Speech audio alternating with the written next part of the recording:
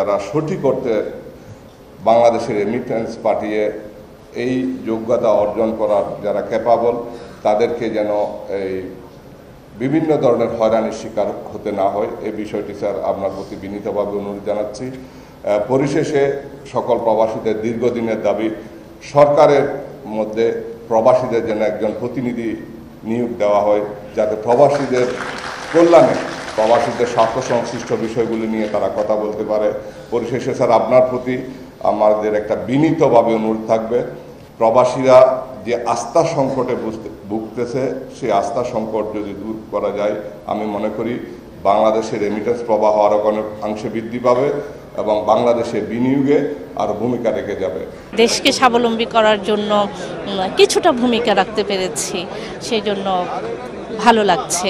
আরও যদি কিছু করতে পারতাম আরও ভালো লাগতো। তারা খুবই নিম্ন আয়ের শ্রমিক যারা আছেন, ওনাদেরকে আর একটু বোধহয় আমাদের দেশের বা দেশে এম্বাসিতে যারা আছে তাদের সহযোগিতাটা আর একটু বাড়িয়ে দেওয়া উচিত।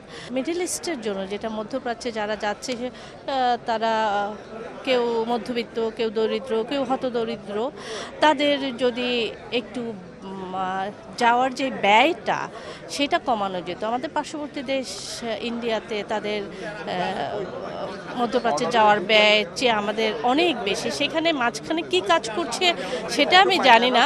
তো যে রিলেটেড যে অথরিটি আছেন তারা একটু এই ব্যাপারটা দেখলে বোধহয় খুব ভালো হতো।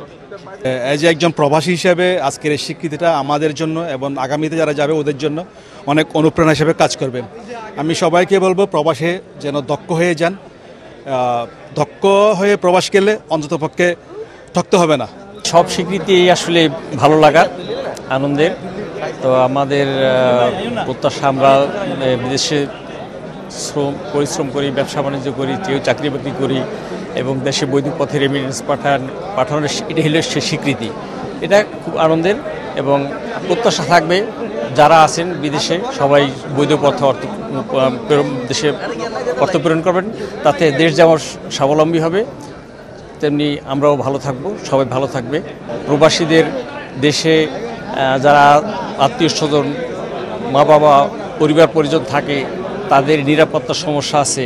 প্রবাসীদের আয়ের যে টাকাটা এই দেশে আসে সেটা তারা যেভাবে এখানে বিনিয়োগ করে সেই বিনিয়োগের সমস্যা আছে। এই বিষয়গুলো আমরা বিভিন্ন সময় আলাপ আলোচনা করছি সরকারের বিভিন্ন স্তরে, এবং এই বিষয়গুলোর দিকে তারা দৃষ্টি দিলে সব প্রবাসী উপকৃত হবে।